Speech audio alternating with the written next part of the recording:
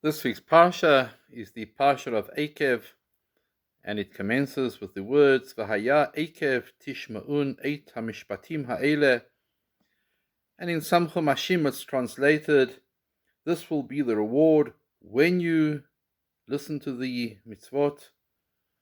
Some chumashim say if you observe the mitzvot, and the commentator Rashi explains on the use of the word Eikev. The Torah could have simply said V'haya im tishma'un. If. The word im is the more common word in Hebrew for if, and why does it use the word Eikev? And Rashi explains that the word Eikev comes from the root of the Hebrew word Eikev, which means the heel of one's foot. And he explains as follows.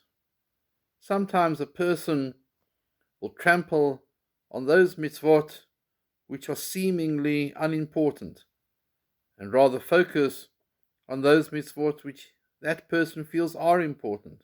For example, the mitzvah of Sukkah resonates with me, especially in the southern hemisphere.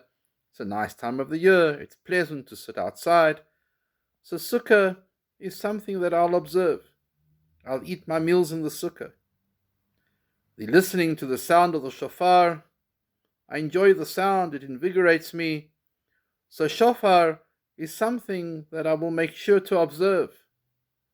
However, other mitzvot that I feel are not so important, I'll just trample over them. And Rashi is explaining to us that Torah is not a supermarket. One cannot pick and choose. We observe that which we like, we trample over those that we don't like. And the reality is, it's a slippery slope. We first begin by saying these mitzvot aren't so important. And then as time goes by, we fail to even see that those are mitzvot at all. We simply do not recognize them as part of Torah. And so we are warned and reminded that it's important to observe all the mitzvot.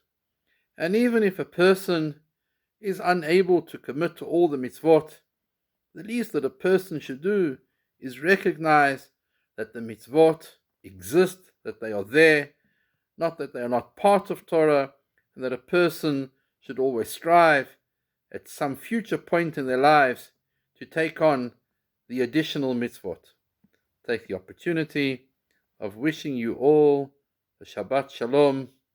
Rabbi Rabinowitz, Greenside Shul.